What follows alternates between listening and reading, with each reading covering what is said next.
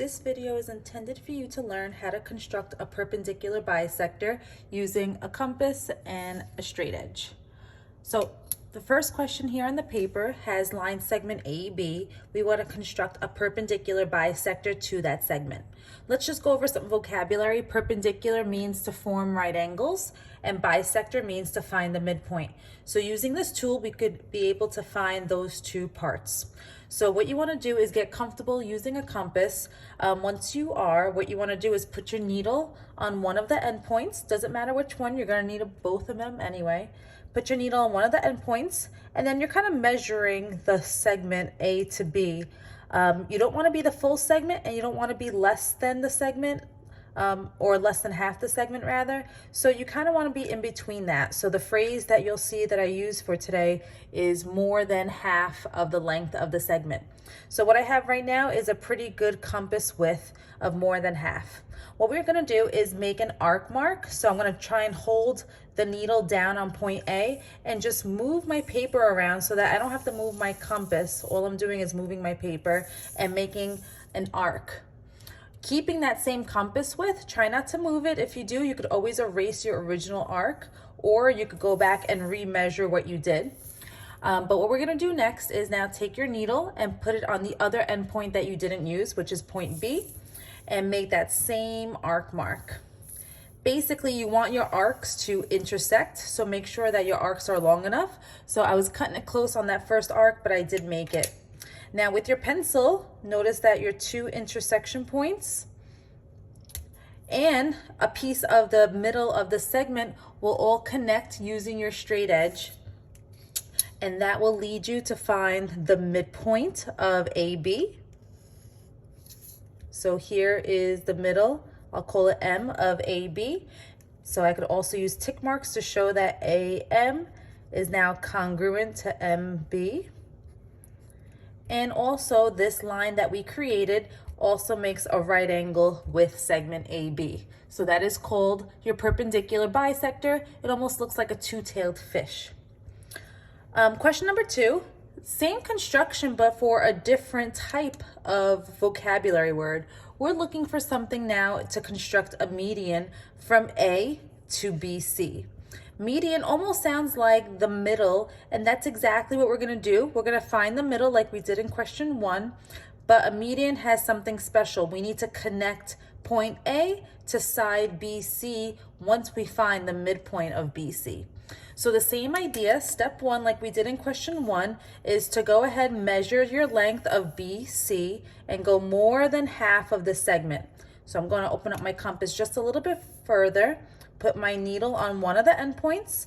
Please be cautious that the question, what it asks you for is which segment to bisect. So we're looking at segment BC, so that tells me that my needle should be on point B and point C only. The needle will never touch point A. So now that I have my two-tailed fish, or my two intersection points with my straight edge, I'm going to go ahead and connect those two endpoints. And that is your perpendicular bisector. To now create the median, something different now, we need to connect the midpoint. So let me maybe call this M again like I did in question 1. So again, I would say that BM is congruent to MC. To create the median, I'm going to take my straight edge one more time and connect A to the midpoint of BC, which I called M. So let's connect A to M, and there you have it. That is your median. So just beware that your median is not forming a right angle. A median is only used to find the midpoint.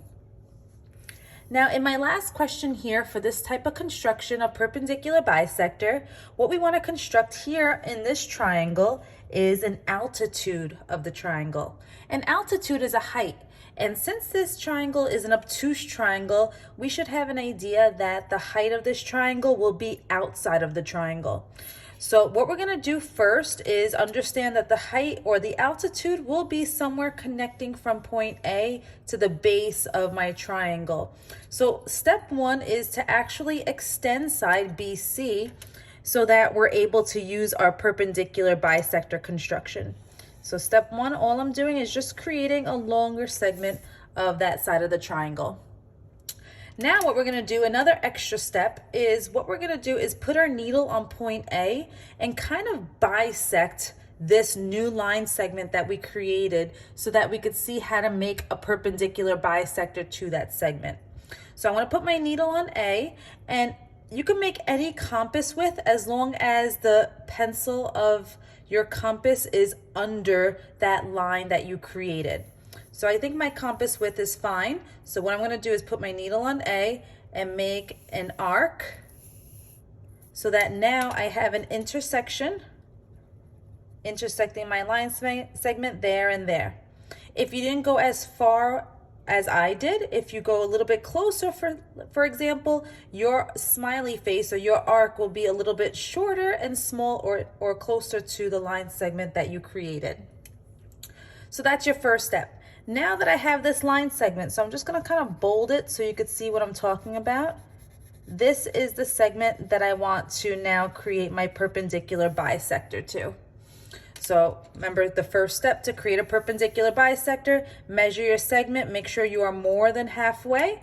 Sometimes it happens to be that you could use the same compass width if you wanted to as the original arc that you did. I just changed it up just for fun.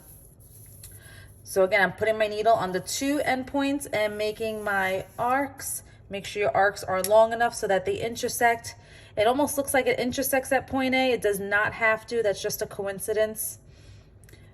So notice I have my two-tailed fish. The tails are a little short, but that's okay. They do intersect, and that's what we're looking for. So just in case this point does not intersect at point A, that's okay. Let's say if it intersects higher or lower, just make sure that your line does hit that point A that you're creating right now. So the line that I'm making right now is called your altitude.